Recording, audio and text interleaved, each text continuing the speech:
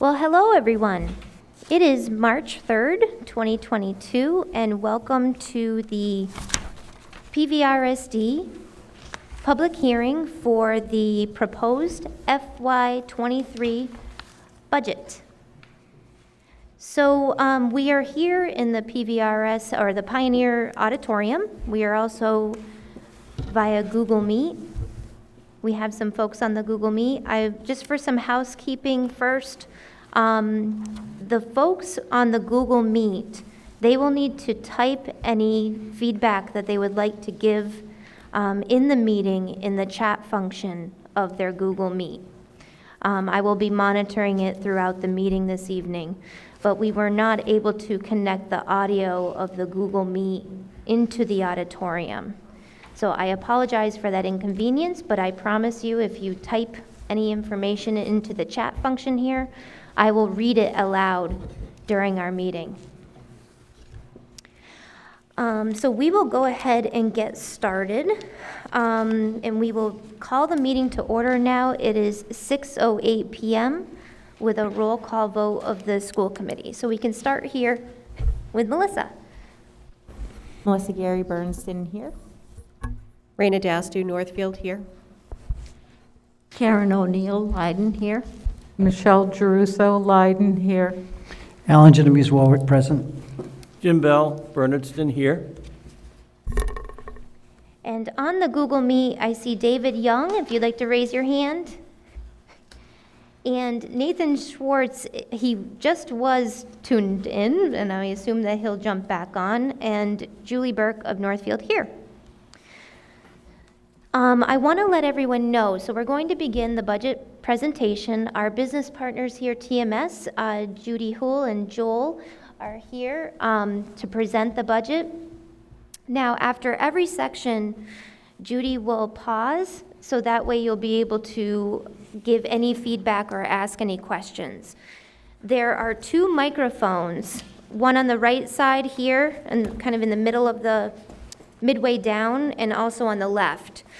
It is imperative that you use the microphones, or else we won't be able to hear you, and the folks on the Google Meet won't be able to hear you. So please feel free to come up to either one of the microphones, state your name and your town, and then you can proceed with your questions or feedback, which we greatly welcome this evening. All right, so Judy, you can take it away. Thank you, Madam Chair. We're going to begin tonight by doing a overview of the budget itself. And I want to start by the budget assumptions that we used to create this draft budget. And the budget assumption that we used is a level service budget. What that means is that we are maintaining student services and supports for those students. There are shifts within the budgets and sometimes a little bit of addition in order to maintain those services. And I'll talk you through those as we go through the presentation tonight.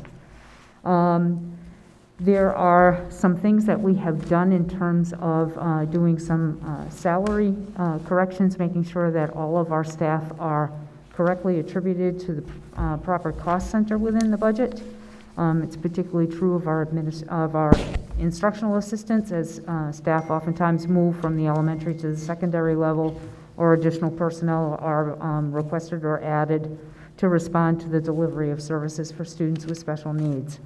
The salaries also do account for step increases, and there is some provision that is being made for a cost of living adjustment once collective bargaining, the collective bargaining process has been concluded.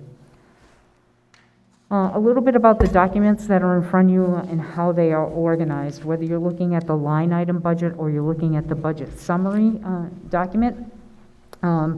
We have an approach that we use that's called an all funds approach.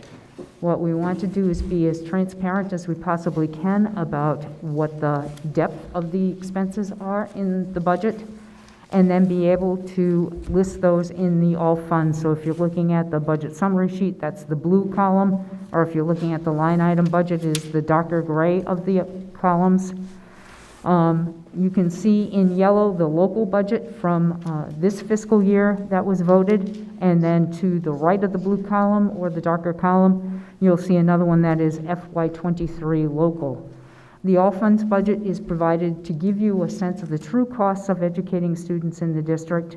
The local budget is designed to show you offsets that are taken from grants and revolving accounts, and then the net in the local fund budget is the amount that gets assessed to the towns once we take into consideration the state funding sources that assist with revenue.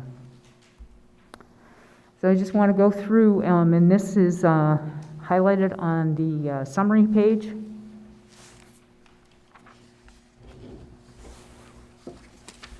Hold on just one moment. I gotta do a little technical thing here. Thank you for your patience.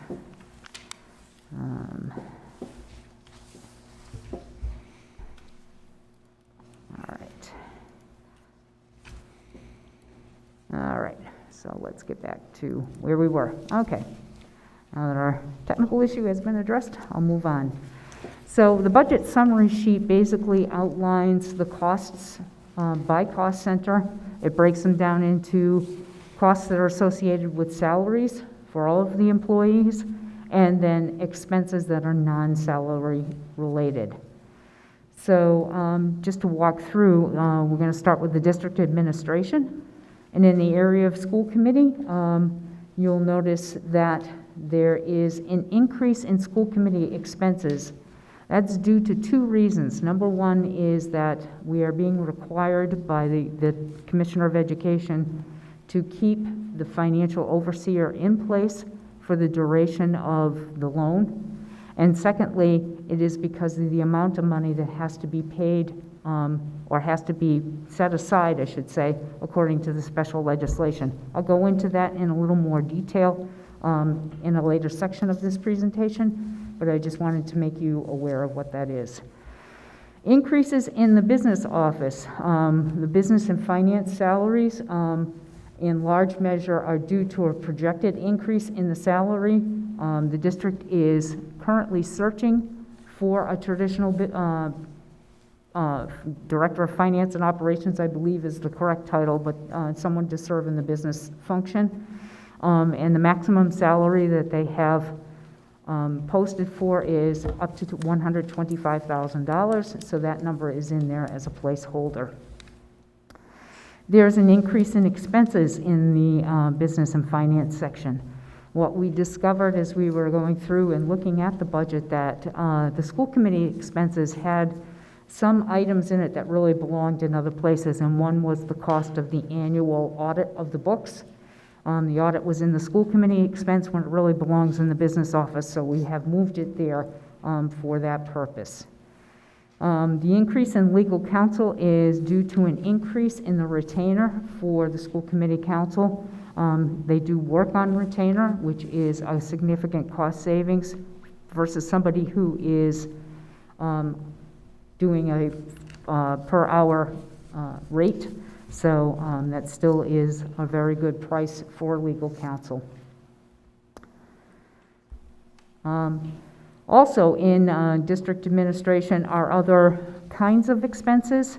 Unemployment up a little bit just to make sure that we've got enough present should we need it.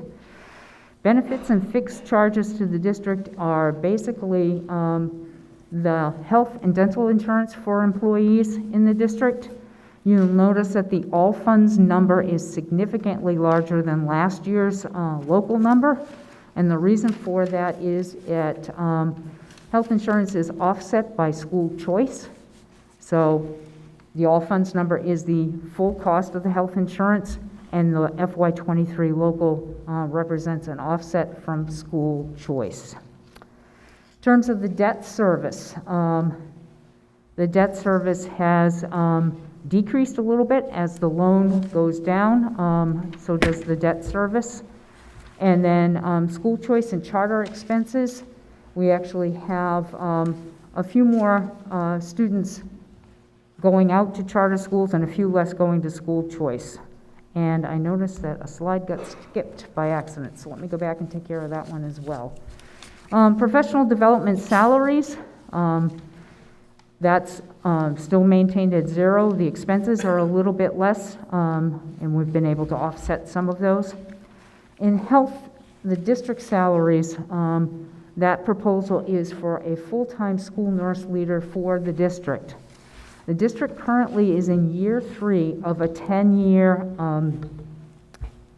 health grant from the Department of Public Health at $70,000 a year over the life of, at $70,000 a year, over the life of the grant.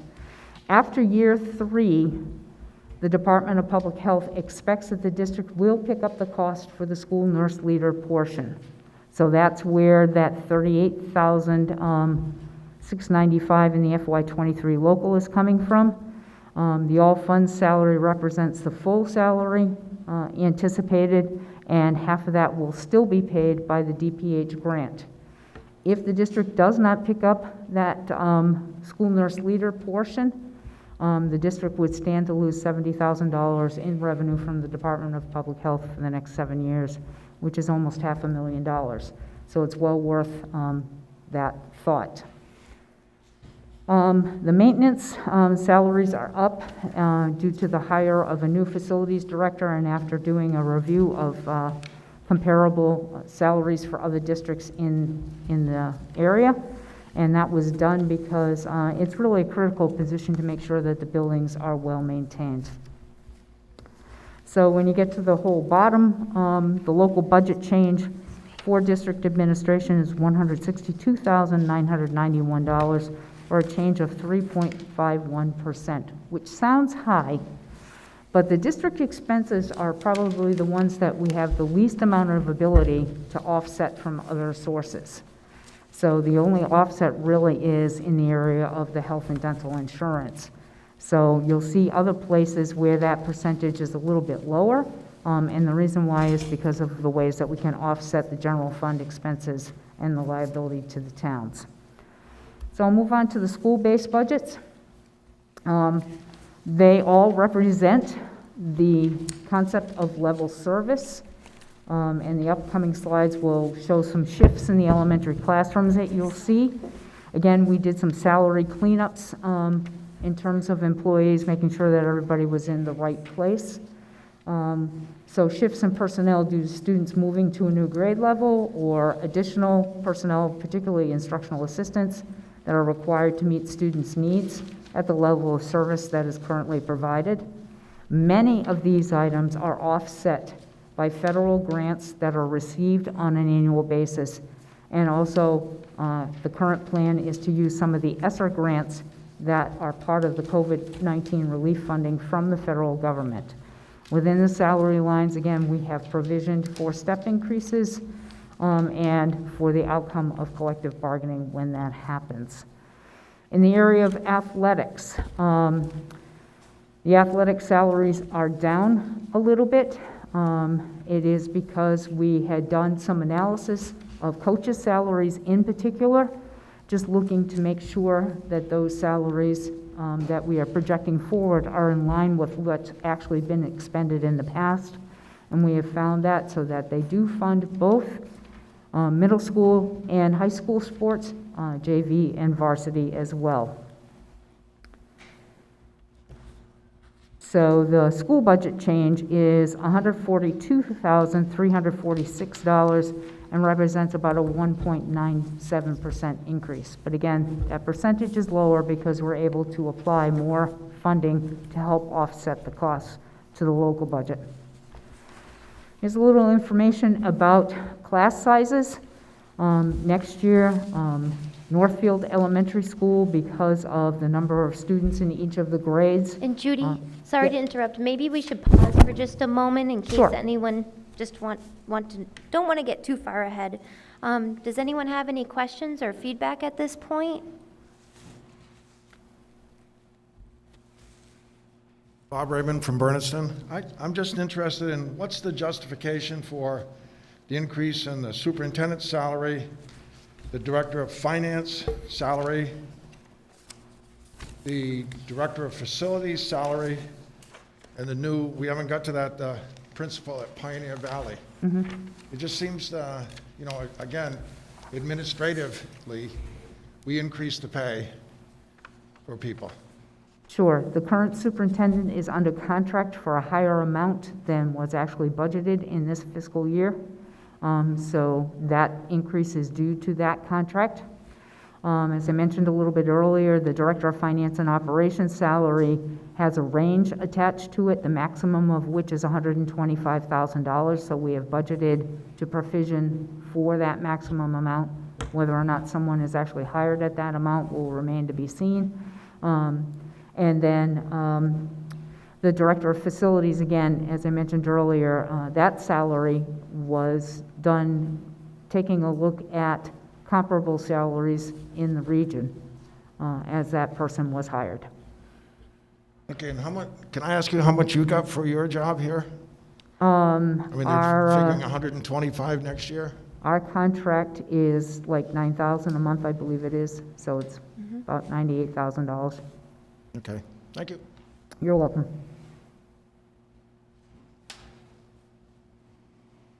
Are there any other questions? Or comments? Okay, thank you, Judy. And I want to make sure, can everyone hear Judy okay with the muffled? It sounds kind of muffled to me, but, Yeah, it does. it is? Okay. Judy, if no one objects, you could perhaps pull your mask down in order to be able to speak? Or if you don't object? I don't object, but again, I don't want to violate the committee's policy, so I'll defer to No. you, Madam Chair. Does any committee member object to Judy pulling her mask down to present the budget? That would be helpful. Yep. So it's okay, Judy. All righty, get a little breather. And Judy, if you could just say the slide number. Sure, this is slide number 9, Thank you. if you're looking at the packet that we're on right now. This is showing one of those areas where there is a shift due to continuing with level service. At Northfield Elementary School, we are projecting one less classroom for next fiscal year. These are numbers that the superintendent gathered as of February 14th and shows projected what the array would be moving forward. This moves all of the children up. So there would be 2 preschool classrooms, 1 kindergarten, 1 grade 1, 2 grade 2, 1 grade 3, 2 grade 4, 2 grade 5 classrooms, and 2 grade 6 classrooms. Moving on to slide number 10, the 1 classroom that got taken from NES has actually shifted to BES, so the cost center has changed. So there would be 1 preschool classroom, 2 kindergartens, 1 grade 1, 2 grade 2, 2 grade 1s, 2 grade 2s, 1 grade 3, 1 grade 4, 2 grade 5s, and 1 grade 6 is what's being projected for fiscal '23 at this point in time. Slide 11 is shared services, which is the next section of the budget. This is for services that are shared by all 3 school buildings. In the area of curriculum and professional development salaries, that includes both the salary of the director as well as stipends for educators mentoring new educators. So there is money that is set aside for the mentoring as well as for the director. Much of that is being offset with federal grants and some ESSER funding, so therefore the impact on the local budget is significantly less. Curriculum and professional development expenses. Everything was centralized in the past in the district-wide shared budget. We have broken those out so that some expenses are at the elementary level in each one of the buildings. There was already a line in the PVRS budget for professional development expenses. This allows the principals to be able to provide professional development, whether it's bringing people in or other experiences that meet the needs of the teachers in their particular schools. So There is a much less line at the district level, and that's for any professional development that would impact all of the schools within the district. In terms of the technology district salaries, there have been some, again, a new hire in there and some shifts in that department, so those numbers are a little bit less. The technology shared expenses looks less, and the reason why is because there is a need to replace elementary Chromebooks that are aging out. And rather than have to wait till a new fiscal year to be able to do that and have the tech department scramble all summer to get them ready, we're going to use some ESSER funds to purchase the Chromebooks now, so then the tech department has plenty of time to get them ready for the next school year. The shared instructional services salaries, there is an increase there. There are 2 teachers within the district who serve students whose first language is not English. In the past, they had been being charged to the special education department, and that's not an appropriate expense to charge to special education. So we have moved them into a regular education budget. They provide services to students who need English as a second language instruction, regardless of whether or not they have a special needs plan or not. So they really are a regular education expense. So that money has been moved into this line along with other staff that are shared across the district. The shared instructional services expense has increased, and that's to provide translation services for families whose first language is not English. And that can take the form of interpreters coming into the district for meetings when those families are present, or to provide translation of documents like the student handbook and other important documents that these families need to be able to know and be able to navigate. Moving on to more of the shared services, the increase in transportation is due to the contract that you have with Kuzmeskis. Next year will be year 3 of a 5-year contract, and that contract requires a 2.5% increase in busing. In addition to that, we have increased special needs transportation for students who are going to be in out-of-district placements that we anticipate, as well as students that we may need to transport to school in special transportation, particularly at the preschool level. Much of that is being offset by a transportation revolving account for the regular education transportation. The special education transportation is being offset in part by a fund called Circuit Breaker, which is a fund that the state allows us to use for extraordinary special education costs. The school security salaries is the result of an agreement between the district and the Northfield Police Department for the school resource officer. And the way the agreement reads in fiscal 22 is that it is 50% of that salary up to the number that you see of $29,523. We've allowed it for a slight increase because obviously there are cost of living adjustments that the police department has as well. So that's the change there. Special needs salaries have increased for a variety of reasons. We're looking to bring a behavioral therapeutic program here to Pioneer Valley Regional School because we have students who are moving up from the elementary school level into this school who will need those services. So this is really a level service addition to be able to be sure that we meet those needs. It also allows for instructional assistants to support students with special needs, so that's why you see that increase in that line. Special needs expenses is up on the local side a little bit, more so in the all funds because we're offsetting with some things. It is to provide curriculum and instructional materials to students. It is to provide for other kinds of needs in terms of assessments of students, and those types of things that have to happen, as well as funding the therapeutic classroom that will be established here at Pioneer Valley Regional. So the total shared services budget on the local side is up $71,296, or 2.39%. Madam Chair, would you like me to pause for a moment? Yes, please, thank you.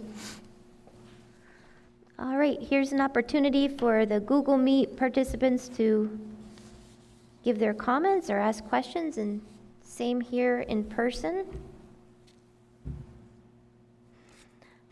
Okay, I'm not seeing any, so we can move on, Judy, thank you.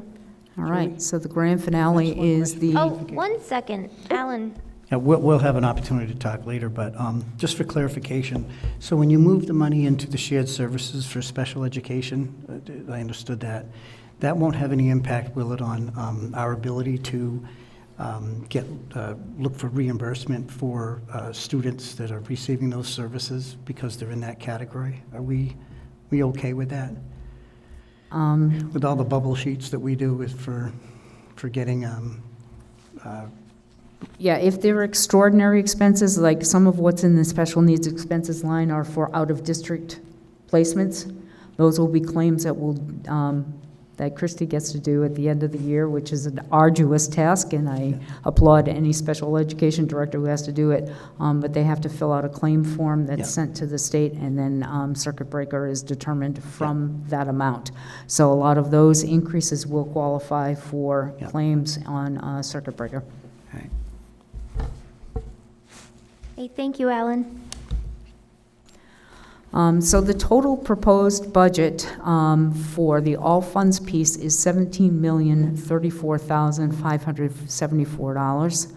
The local impact of that increase is $15,227,923, or a difference from last year's local budget of $376,633, excuse me, or a net change of 2.54%. And we are planning on using $1.8 million worth of offsets from grants and other sources to be able to lessen the impact on the local budget and the assessments to the towns.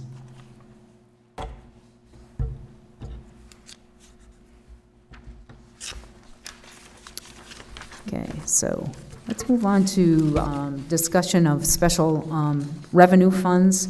And I want to begin with what I alluded to when we were talking about the school committee portion of the budget with regard to the special reserve fund that is required under the legislation that was passed a few years ago. And the legislation required at the outset that certain percentages of the operating budget be set aside in order to bring up a special reserve fund that would be a place that the district could have as a fallback should they need to, so that the financial difficulty that led to the special legislation would not repeat itself. So in fiscal year 19, the special legislation required that 0.25 of the prior year's budget be set aside in this revenue fund. And then it's a cumulative thing thereafter. In FY20, it was expected that it would be 0.5% of the FY19 budget that would be set aside in the special revenue fund. In FY21, you were required to have 75%, 0.75% set aside cumulatively in that special reserve fund. In this fiscal year, that number rose to 1% of the FY21 budget in the special reserve fund. And FY23 is a big jump. The special legislation requires that 1.5% of the current year's budget be cumulatively set aside to be able to meet a special reserve fund.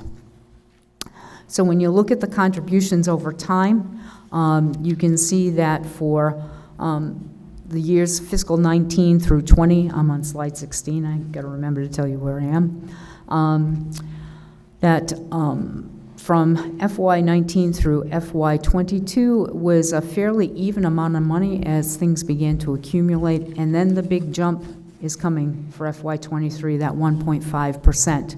So in order to reach that cumulative marker, the money that has to be set aside is $79,200, where in prior years you were between $35,000 and $37,000. So it's a significant jump over time.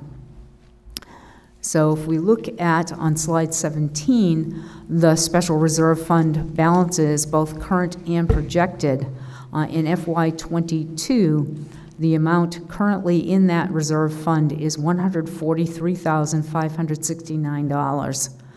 In order to get to the 1.5% rate, the total contribution needs to pull that number up to $222,769, and that's why there's that significant jump in the school committee expense. Once you hit that threshold the next year, the special legislation requires you to maintain the 1.5% on the prior year's budget. So the impact over time will become much less as we move forward. So in FY24, if the current $15,227,923 projected budget were to pass, then the number would be $228,419 that would be required in FY24. So here's what it would look like in terms of what the set-asides would be on slide 18. So you can see in the current year, we've set aside $37,172 to get to the 1%. The FY23 contribution would be $79,200 to get to the 1.5%, and then you're on maintenance. So you look at FY24, and it's $5,600, and so the impact on the local budget is much less once you get to that maintenance point. And should I stop there, Madam Chair? Sure. All right, are there any comments or questions? Brian Keir from Bernardston. Can I just back up to the FY23 total proposed budget and the total offset of the 1.8 million? How much of that is ESSER funds? You know what my next slide is.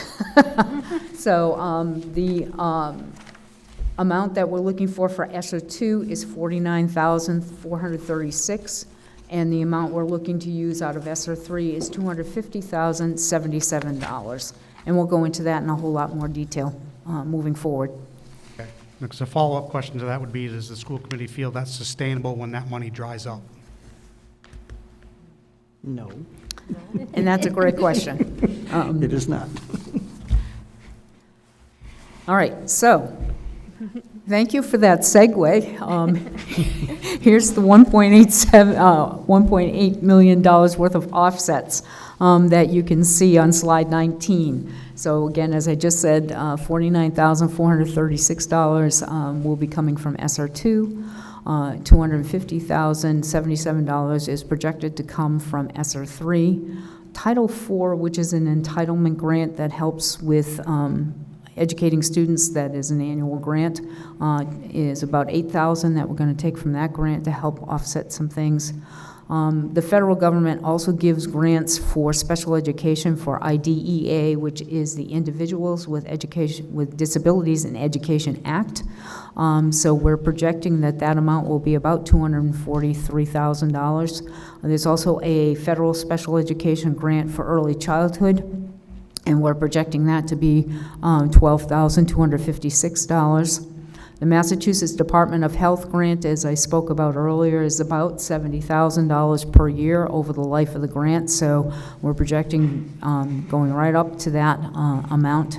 Circuit breaker, which is the reimbursement for special education extraordinary costs that is reimbursed to us by the State Department, that number is coming from what was reported at the end of FY21 and is being collected now. You always spend a year in arrears. So the number that we are getting reimbursed this year is $146,357. Some of that was due to special education transportation. That's been a relatively new reimbursement. It's usually not included transportation, but it does at this point. We're looking at taking $720,000 from school choice, which would leave a balance of $243,000 in that account. And then we're also looking at using $191,795 from transportation revolving, which comes from getting transportation reimbursements, and you can set aside a fund, but you can only keep the money for so long, so you have to be sure that you're spending it down. So that's where the $1.8 million in offsets comes. So in terms of the one-time funds that we're looking at, particularly ESSER 2 and ESSER 3, this is on slide 20 if you're following the slide deck. The grant amount for ESSER 2 was $283,544. Year-to-date spent and encumbered is $134,728. The anticipated $49,436 for FY23 still leaves us with $99,380 that we have not yet expended or spoken for. So there's still a little work to be done to think about how those remaining funds will be spent.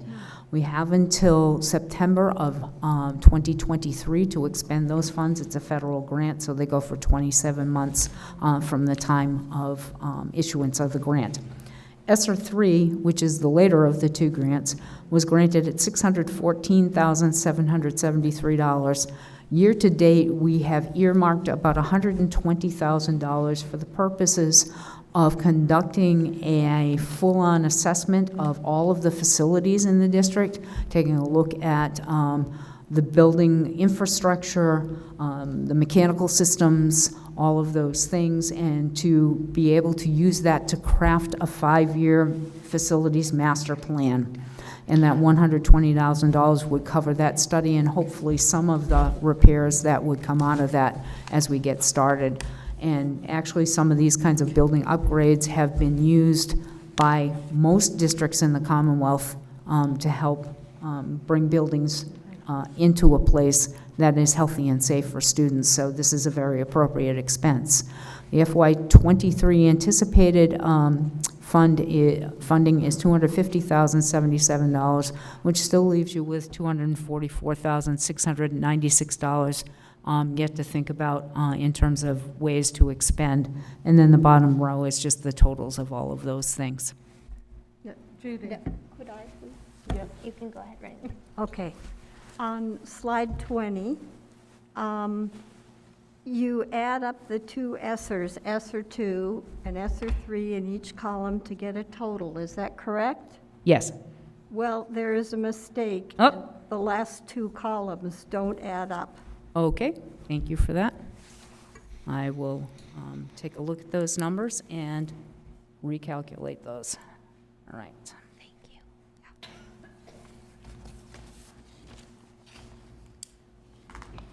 Are there any questions while we have a little pause here? There's none in the Google Meet right now. Okay. Thank you. So we have two revolving funds that we're kind of giving a little pause or a little rest to for FY23. And the first are the funds that comprise athletic revolving funds. There are two separate funds, one in which gate receipts are collected and used, as well as user fees. These funds have not had a whole lot of revenue in the past couple of years due to the pandemic. Obviously, you haven't had athletic events, and you haven't had, so you haven't had students participate, nor have you had spectators at those events. So the biggest expense that impacts the general fund budget is athletic transportation. And in years past, about $40,000 has been going against the athletic revolving accounts. We're going to use rural aid to do that offset for fiscal year 23, just to give those two funds the opportunity to gather some revenue and be healthier than they are right now. They're pretty close to, almost being depleted. So we want to make sure that we give them some time to get themselves built back up for the rest of this year and moving forward. The other fund that we're going to not use for anything new in the district is the Early Childhood Tuition Fund. It currently funds most of the activities that go on in the early childhood classrooms, the preschool classrooms in the district. The new preschool classroom is actually a shift from the kindergarten to the preschool level. So it's been a program that's been funded by the general fund. We're going to leave it in the general fund because, again, this is a fund that needs some time to build itself back up. Again, during remote learning, students whose families paid tuition for them to be part of the program were not participating in the program, so the revenue was lost. So these two funds, we're going to just kind of give a little breather to as we go forward, and then be able to tap into them once they become a little more healthy. All right, Judy, I'm just going to pause for one moment here. We have a comment from Google Meet. David Young, our member from Warwick, states, "I object to violation of district agreement. The elementary school buildings are the responsibility of the town that owns them." So I'm not sure if anyone wanted to comment on that, or? I believe he's objecting to using the ESSER funds for that. Yeah, in terms of using the ESSER funds, it would be to conduct the study. Obviously, the information for the elementary schools would be shared with the towns to be able to work through those processes. In terms of any work that needs to be done in this building, that would be borne by the district. It is probably permissible to use that for doing a study, you know, a master study versus a project. So, yeah, Alan, you are correct. The state, we did ask the state, and the state has hired a consultant to help them work through questions related to federal ESSER money. They did tell us that it would be allowable to use ESSER funds to conduct a facilities master planning assessment on both the district-owned building and the town-owned buildings. And David raises a good point. Let's check the district agreement language. Thank you. Okay, Judy. All right, thank you. So we're going to move on now to the revenues that are summarily used in the process of calculating the assessments for the districts. And so on slide 23, this is currently the scenario that's been laid out. You can see that there were town assessments of $9,293,071 for this fiscal year's budget. And then there's also a town capital assessment that was $8,677 to fund a project here at PVRS. Again, as we're looking at the facility study and the master plan, there is not any significant capital project that has been proposed for FY23. And again, we really need to gather those data about the condition, particularly of this facility, and what projects should take priority over which other projects. So the revenue from the town assessments, in order to meet the goal of the $15,227,923 budget, would be $9,499,089. The cherry sheets, which are the sheets that we watch as the budget goes through the state process, have come out since the governor has issued his budget. And so we know that there is a slight increase in Chapter 70, which is general revenue for funding public schools. It's gone from $4,189,121 to $4,208,171. So there is a slight increase. The transportation is where the revenue has gone down significantly. The cherry sheet last year had transportation at $524,417. This year, the governor's budget is projecting $433,603. I will say about these two numbers is that this is a conservative estimate of the revenues coming in. The governor's budget usually is the lowest of the numbers as we watch the process go through. Now that the governor has put out his budget, it is in the hands of the House side of the legislature, and it will go through their Ways and Means Committee and for debate, and I would anticipate that sometime around the end of this month to the beginning of April, we would see the House budget come out. It then goes from the House to the Senate, through the same process, Ways and Means, to debate on the floor to a budget being passed. The two budgets usually don't match, so it goes to a conference committee, and they come up with a compromise budget, which is then sent to the governor's desk. And I've been in this business for a lot of years. I have never seen the legislature decrease these numbers. If anything, they have increased them. Last year was unique in that the governor's numbers were the numbers all the way across as we went through the process. So that was interesting to see. It was the first time in my career I had seen that. But usually the legislature does go up a little bit. So using the governor's numbers as an estimate is a good conservative place to be so that you can feel that, you know, you're going to properly fund the schools and not wind up with an issue. The charter school reimbursement is up by about $25,000, and the reason for that is because there are more charter school students going out. Medicaid, we anticipate will be about the same. Bond proceeds are $271,965, and that's from the bond for the loan that is being paid off. Tuition, we anticipate will be a little bit less tuition income coming from other places because of some students who are graduating. Earnings from investments, we see, again, conservatively projecting that they'll go down a little bit. And excess and deficiency, we're estimating right now would be at $500,000. We have not gotten official word on the certification of E&D. We are working closely with the Department of Revenue at this point.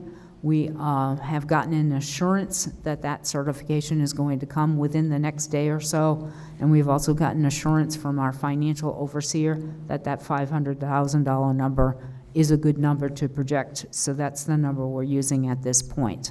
Our goal is to continue to work with the Department of Revenue to get that number certified prior to the school committee vote, which is scheduled for next Thursday. Okay, David had just made another comment regarding the previous subject here. Due to the district agreement or change it, the state approval is not sufficient to override. So you will follow up. Okay, perfect. All right, any other questions this far or comments? Alan?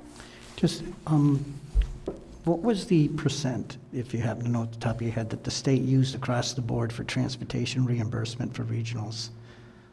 I don't have the number off the That's top of my fine. head, so I Yeah. don't want to misspeak, but you bring up a good point, Alan, that I just want to clarify for the Yeah. public, is that no matter what the rate of the transportation reimbursement, you know, we were always told it was a goal of 100% of the students who live, or the students who are transported to school a mile and a half or more. So if students don't ride the bus more than a mile and a half, then that is not reimbursable. So that's one thing that you have to think about. The language in the statute is the famous subject to appropriation language. So the 100% never really fully gets there because it's subject to the appropriation by the legislature and the governor. Off the top, I don't remember what the percentage is, but I can certainly find that number Yeah, and, thank you. and get it back to you. All right, so let me just. Oh, Bob? Again, Bob Raymond from Bernardston. I'm interested, who does the reporting for Chapter 70? How the hell does the state determine what they're going to give us for that? I mean, $20,000 with the cost of education today, that little dinky fund? I mean, somebody must have to report to the state some figures about some types of students we have, et cetera? Yes. So there are certain dates in which student data are extracted from every school district's student information system by the state. October 1 is the big census that's done. They do a dip in December, and they also do a dip in March as well to take a look at the numbers of students. The Chapter 70 formula has to do with number of students that the towns are fiscally responsible for, and that's known as the foundation enrollment, which is different than the physical enrollment in the district. So again, Bob, you're segueing to the next slide, so you must have taken a peek. No, I didn't. You didn't, you just knew. That's excellent. Just wondering why it's so low. But The foundation enrollment is determined by the number of students who physically attend the schools in the district, as well as students who choice out to other districts that you can still claim for Chapter 70 purposes, or students who attend charter schools that you can claim for Chapter 70 purposes. You can't claim students who are homeschooled or students who go to private schools. But those other placements you can claim as part of your what's known as the foundation enrollment.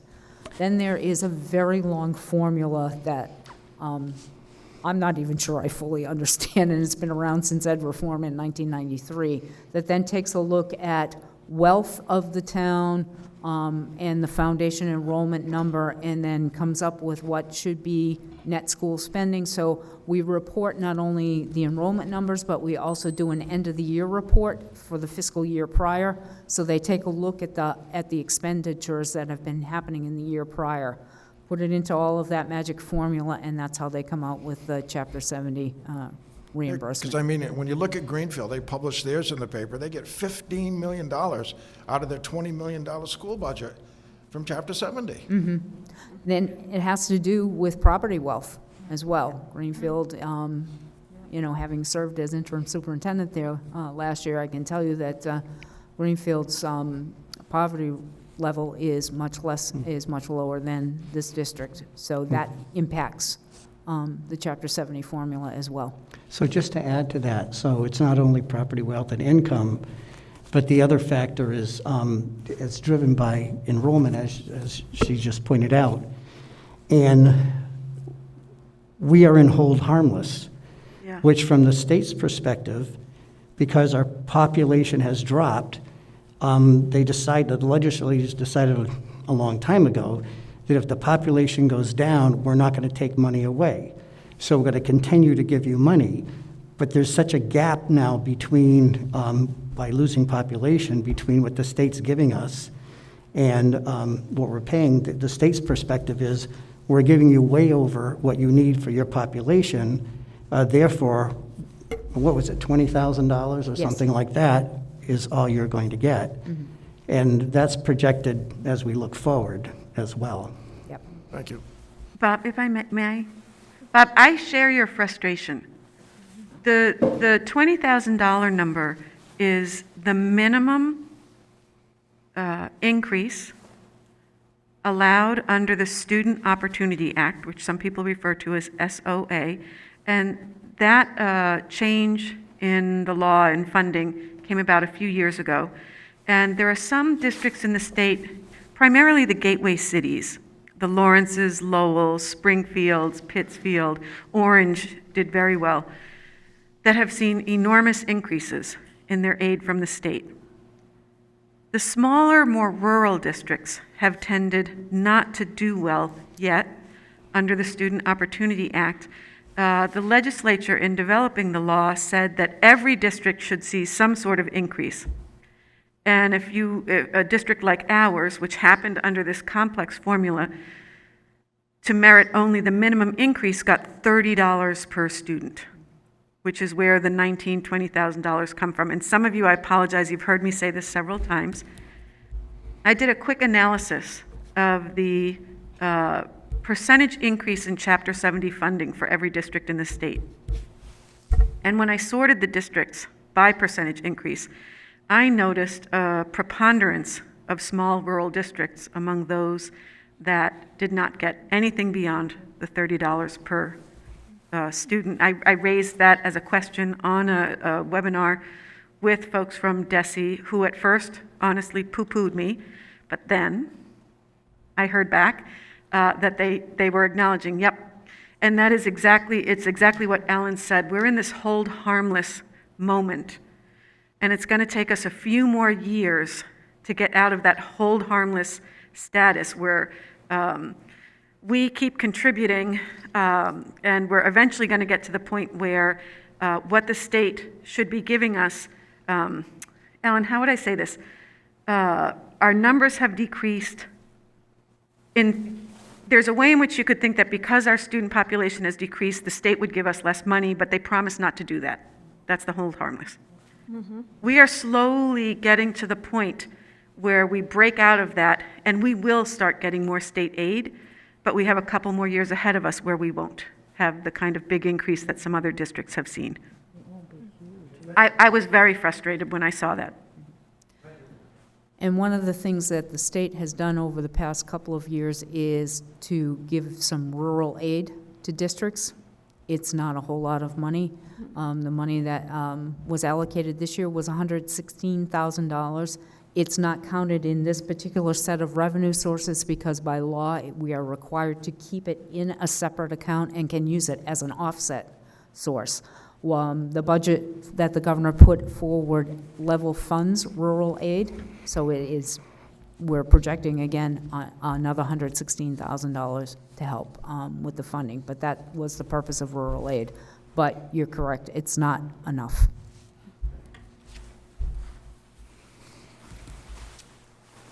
So on to the assessments. And the assessments are calculated by virtue of your regional agreement. This is slide 24.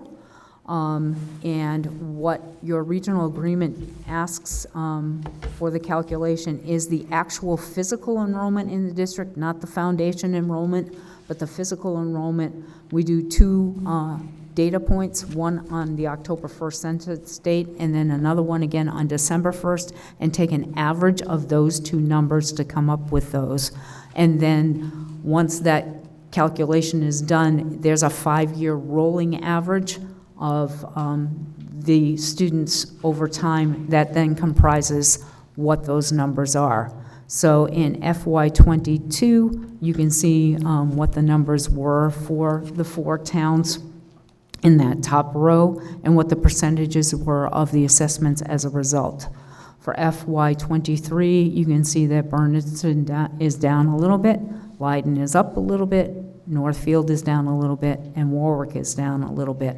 And then you can see the changes in the assessments as a result. So Bernardston's assessment percentage is down by 0.45%. Leiden's is up by 0.49% of the total piece that the towns are responsible for.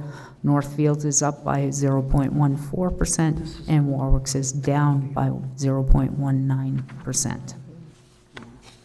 There is in your packet this evening a more detailed sheet of all of the enrollments so that you can see that 5-year rolling average as it was computed with the 2 dates of the physical enrollment. So I'll move on to each town's assessment. So you can see the FY22 assessment for Bernardston at 36.41%. The total assessment was $2,987,167. Too many numbers to read. The minimum contribution number, this is part of the Chapter 70 formula in the process of figuring out Chapter 70. Each town has a minimum contribution that they are required to contribute to the budget, and then we are required to show you what above the minimum you would be contributing as a town. So you can again see the minimum contribution for FY23 of $1,542,305 for Bernardston, and the additional that would be needed for FY23 is $1,454,777. Once we kind of get to that point, we then take out the transportation and take a look at that and offset that with the Chapter 71 regional transportation reimbursement. So that number for Bernardston is $70,902, and then the operating assessment would be $2,997,082. So the net assessment change from FY22 is $80,817, and the percent increase is 2.71. For Leiden, the assessment percentage has gone up because of the increase in students, and it looks pretty daunting when you get to the bottom of the page. And that's really just because there are so few students in Leiden that it doesn't take much to shift that percentage. So the total assessment is up by $57,077. You can see the minimum contribution number there. You can see the above minimum contribution, what the transportation assessment is, and then what the operating budget assessment is. So that net change is $57,077, and the percentage change from the contribution from FY22 is 7.12%. The assessment detail for Northfield, little bit of an uptick, 47.57% of the total percentage of students, with a total assessment of $4,752,436. Again, you can see the minimum contribution, the above minimum, the transportation assessment at $93,790, the operating assessment at $4,658,646. So the net assessment change from FY22 is $80,362, excuse me, or a 1.72% increase. Warwick's assessment percentage overall to the whole has dropped from last year to, or from this year to projected for next year. So the total assessment for Warwick is $820,374. The minimum contribution, again, and the above minimum, as you can see, out of that assessment, $17,225 goes to transportation, and the balance of $103,148 goes to the operations.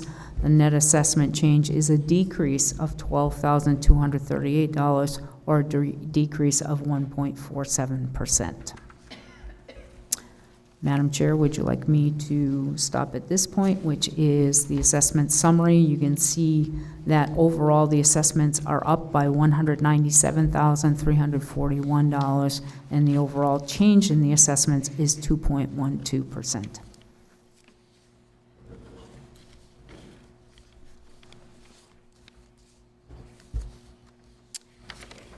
All right, And Bob? actually, we are at the end of this. again. My Thank last you, question Judy. is, I know you're under negotiations with the faculty and staff. You've got money tucked away in here somewhere in case We there's- do.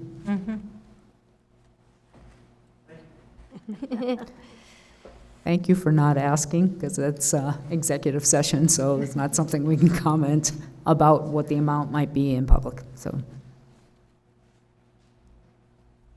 Are there any other questions or comments? Yep.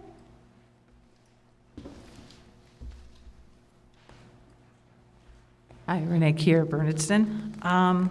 So I've been trying to figure this out myself, and it's probably a really simple answer, so hopefully it's quick. In the display of how many classrooms to expect in the schools next year, there was an additional classroom noted for Bernardston, but yet the teacher line item goes down, negative 1.9, so is that just moved somewhere else? Like, is that just been shuffled, or didn't seem to equate? Some of it is due to some offsets that will be happening from other revenue funds, and some of it is due to the ability, from staff changes to be hiring teachers that are not quite at the top step of the salary scale. May I add something else, Judy? Absolutely. Renee, as we began preparing for this budget, we started combing through staffing lists. And what we found is that there were some staff who were actually being incorrectly charged to the wrong building. So there were staff who worked at BES who were being charged to PVRS. There were staff at PVRS who were being charged to NES. So there's some ways in which these numbers are really not apples to apples comparisons. They're apples to oranges, because in the process of cleanup, it changed the bottom line, sort of how much the teacher salaries and instructional assistant salaries were at BES. So if you see I'm going to pretend. If you saw a decrease of $100,000 from last year to this year, it doesn't necessarily mean that there's like a less teacher. It means that we cleaned up a lot of stuff and moved people to the appropriate places. Okay, and can I just make a final comment at a public hearing, understanding that this is a chance for public to provide the school committee comment, and I really thank you for your service and appreciate all your hard work, and I am glad that we have this opportunity to speak publicly, to work this process that is so important to our local area. And I just want to review in a noticing, and from a former school committee meeting, that there are 11 direct reporters to the superintendent, and I think other community members have noted that there has been some direct compensation lenses looked to make adaptions for bringing those salaries into the light of our neighbors and making equity a priority. So in moving forward, I would just also say that, I hope that same lens is used for what I would consider frontline workers as we continue on this journey together. And also noting as a citizen of these towns, so we are just shy of 600, like 588 is the number of students that we serve. Is that right? Did I note that? So again, for that number of students, 11 direct reporters, administration, I just would want the school committee to think about sustainability and look at a total picture, like do those numbers jive? Because again, with the flawed foundational budget, our numbers are based on more students that we previously served, and we've lost those students, but in the state size, we should be able to meet those numbers. So again, I'm not saying it's an easy task, and I totally honor the difficulty that is put before you, but as a citizen who's come to the public hearing for numerous years now, and really wanting to honor this process, and every year I wonder, where are the stakeholders? Because this is our opportunity to help you in this very hard work that you've set for, that you've given yourself the challenge to do. So thank you for that, but also, wow, lots of complicated issues. Thanks. Thank you, Renee. Thanks, Renee. Yes, Michelle. Well, thank you for that, Renee. I too share your concerns, and I've been here probably looking at these budgets for over 20 years. We do have a lot of work to do, but this wasn't the year with all the changes to try and make big changes. So that is why it's a level service budget. But to have sustainability, this committee has a lot of work to do. And as chair of the budget subcommittee, I am torn in listening to this. To use $500,000 of our E&D and a lot of the ESSER funds, that means what happens next year, and the year after, and the year after that. So I am prepared to work very hard with you and the community to look at the future for our children.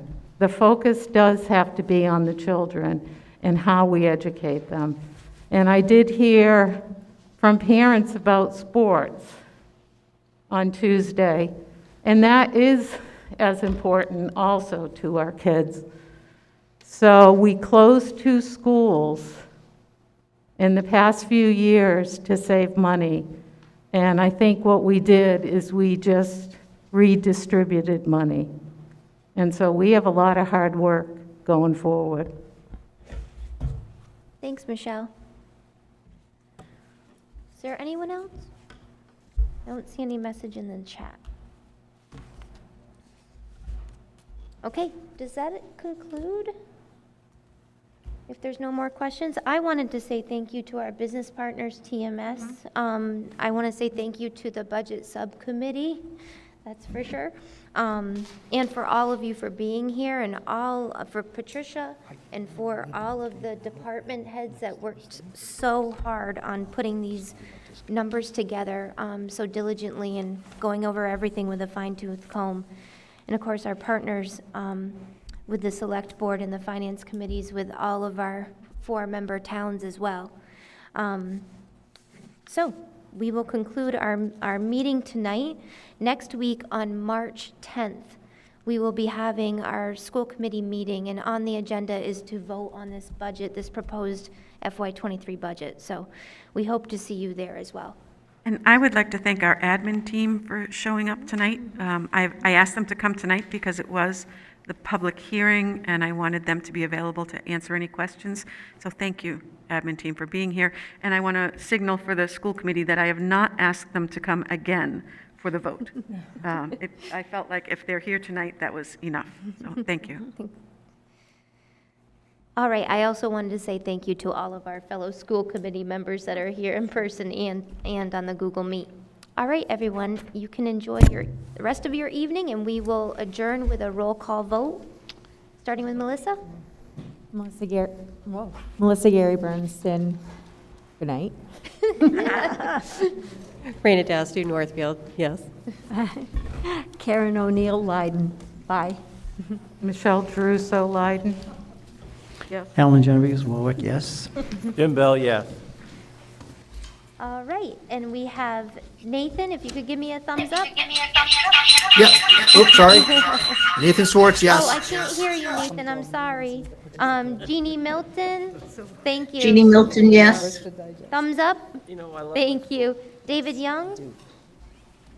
He may have already dropped off, but Julie Burke, Northfield, yes, and good evening.